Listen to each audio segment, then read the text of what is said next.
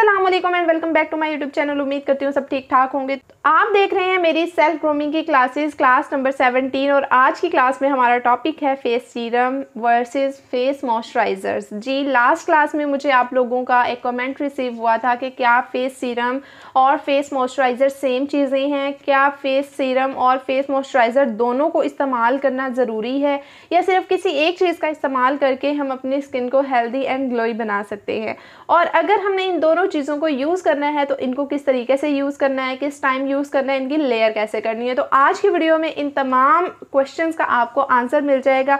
बहुत ही इंपॉर्टेंट, बहुत ही इंटरेस्टिंग, बहुत ही इंफॉर्मेटिव क्लास है आज की, तो आपने वीडियो को एंड तक देखना है, मिस नहीं करना। तो चलिए अब बात करते हैं सीरम और मॉइस्चराइजर्स के डिफरेंस की। तो यहाँ मैंने कुछ मेन डिफरेंस लिख दिए हैं। जैसे सबसे पहले अगर इनकी डेंसिटी देखें तो सीरम थिन डेंसिटी के साथ आता है और मॉइस्चराइजर्स थिक डेंसिटी के साथ आते हैं।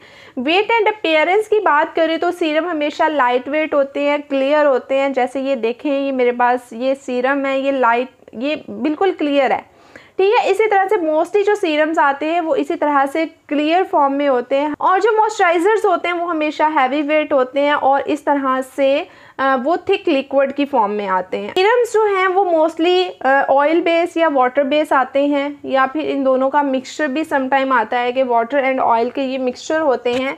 इसी तरह से मॉइस्चराइजर्स जो है ये ऑयल बेस होते हैं या थिक लिक्विड्स होते हैं। अगर हम इनके टारगेट्स की बात करें तो सीरम्स जो हैं ये स्पेसिफिक स्किन प्रॉब्लम्स को टारगेट करते हैं।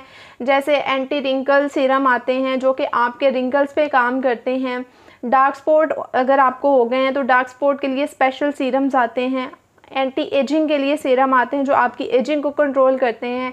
एंटी एक्नी सीरम्स आते हैं जो आपकी एक्नी को कंट्रोल करते हैं। तो इसी तरह से जितने भी सीरम्स आते हैं ना वो आपके स्पेसिफिक स्किन कंसर्न्स को हैंडल करते हैं। और मॉइस्चराइज़र क्या करते हैं, ये आपके स्किन पर एक प्रोटेक्टिव लेयर बनाते हैं, प्रोटेक्टिव बैरियर बनाते हैं। देखें, जब आप सीरम अप्लाई कर लेते हैं, ठीक है, ये आपके स्पेसिफिक स्किन प्रॉब्लम के लिए है। फॉर एग्जांपल आपको रिंकल्स का मसला है या आपको हाइड्रेशन का मसला है, आपको एक्ने का मसला है, जब आपने इसको अप्लाई कर लिया है, अब ये आपकी या तो एक्ने पे काम करेगा या फिर आपकी हाइड्रेशन को कंट्रोल करेगा या फिर आपके रिंकल्स को कंट्रोल करेगा। जिस प्रॉब्लम के लिए आपने इसको बाय किया है, जिस प्रॉब्लम को आप ठीक करना चाह रहे हैं, ये उस प्रॉब्लम को ही ठीक करेगा। कैसे ठीक करेगा, ये क्विकली अब्जॉर्ब होता है आपकी स्किन की एपिडर्मिस तक, बहुत डीप इसकी पेनिट्रेशन होती है, मतलब सेकेंड लेयर तक ये क्विकली अब्जॉर्ब हो जाता है।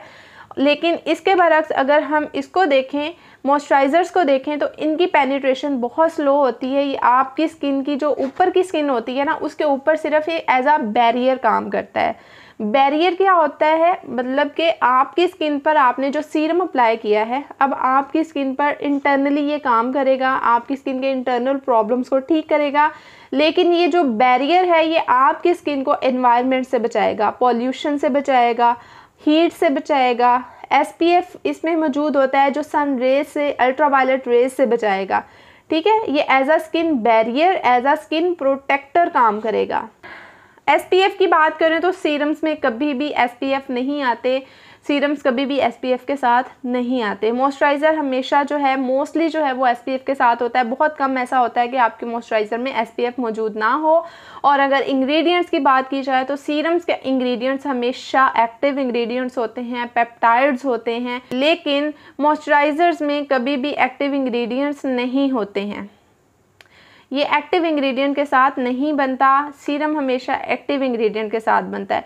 तो आई होप सो अब इनके डिफरेंस जो है वो आपको समझ आ गए होंगे कि इनमें क्या मेन डिफरेंस हैं। और अब बात करते हैं कि क्या दोनों चीज़ों को अप्लाई करना ज़रूरी है या सिर्फ फेस सीरम और या मॉइस्चराइज़र, इन दोनों में से किसी एक चीज़ को अप्लाई कर लें। देखें, इसको मैं एक छोटी सी एग्जाम्पल देती हूँ। आपकी स्किन पर हुई है डिहाइड्रेशन और आप उस पर मॉइस्चराइज़र अप्लाई कर रहे हैं। आप मॉइस्चराइज़र क्या कर रहा है, आपकी स्किन के ऊपर एज अ बैरियर काम कर रहा है, सिर्फ एज अ बैरियर काम करेगा। आपकी स्किन को जो मॉइस्चर चाहिए, जो हाइड्रेशन चाहिए, वो ये प्रोवाइड नहीं कर रहा। तो आपकी स्किन का जो प्रॉब्लम है वो एज इट रहेगा, वो सॉल्व नहीं होगा। उसको सॉल्व करने के लिए आपको चाहिए फेस सीरम। इसकी एक मैं छोटी सी एग्जांपल और दूंगी। फॉर एग्जांपल आपको प्यास लगी हुई है, ठीक है, और आपको कोई सर्व करता है ऑयल से भरा हुआ ग्लास, तो क्या वो ऑयल आपकी प्यास को ख़त्म करेगा?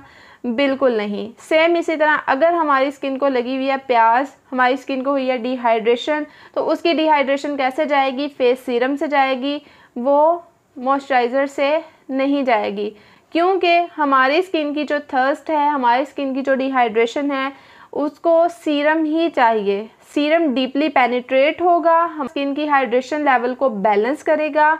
उसके बाद ऊपर से जब आप ये मॉइस्चराइज़र अप्लाई करेंगे, ये वाला या कोई भी मॉइस्चराइज़र, तो वो स्किन बैरियर के तौर पे काम करके आपने स्किन को जो हाइड्रेशन दी थी उसको भी प्रोटेक्ट करेगा।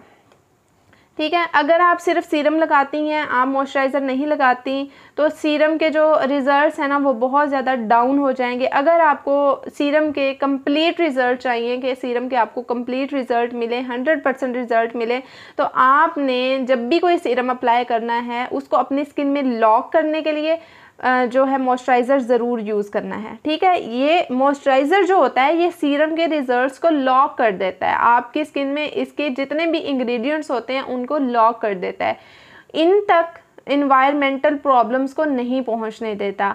अगर आप सिर्फ सीरम यूज़ कर रही हैं, मॉइस्चराइज़र यूज़ नहीं कर रही हैं, इसके ऊपर से SPF यूज़ नहीं कर रही हैं, तो आप जैसे ही धूप में निकलेंगी आपके सीरम के जो रिजल्ट्स हैं, जो एक्टिव इंग्रेडिएंट्स हैं, वो अपना काम करना छोड़ देंगे। ठीक है, इसके अंदर जितने भी इंग्रेडिएंट्स हैं वो काम करना छोड़ देंगे, तो इसको लगाने का और ना लगाने का फिर कोई फ़ायदा नहीं है।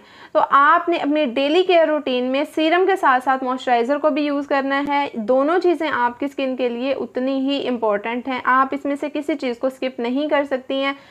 फेस सीरम के साथ साथ फेस मॉइस्चराइज़र का इस्तेमाल अपनी डेली रूटीन का हिस्सा बनाएं। अब इसको आपने यूज़ कैसे करना है? मॉर्निंग में अपना फेस वॉश करें, उसके बाद सीरम लगाएं, उसके बाद मॉइस्चराइज़र लगाएं। नाइट स्किन केयर रूटीन में आपने क्या करना है? पहले फेस वॉश करें, दूसरे नंबर पे आपने क्लिनजिंग करनी है, तीसरे नंबर पे आपने फेस सीरम लगाना है और चौथे नंबर पर आपने मॉइस्चराइज़र लगाना है। चाहे आपकी डे केयर रूटीन है, चाहे आपकी नाइट स्किन केयर रूटीन है, आपने मॉइस्चराइज़र और सीरम इन दोनों को अपनी रूटीन का हिस्सा बनाना है। लेकिन सीरम या मॉइस्चराइज़र लेते वक्त सबसे पहले आपने अपनी स्किन टाइप का बहुत ख्याल रखना है।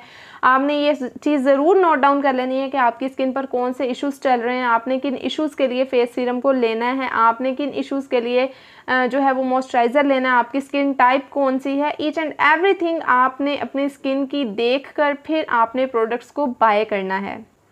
आई होप सब आपकी सारी प्रॉब्लम, सारे क्वेश्चन ख़त्म हो चुके होंगे कि फेस सीरम और फेस मॉइस्चराइज़र में क्या डिफरेंस है, हमने इन दोनों को क्यों यूज़ करना है, कैसे यूज़ करना है। मिलते हैं अगली वीडियो में, तब तक के लिए अल्लाह हाफिज़।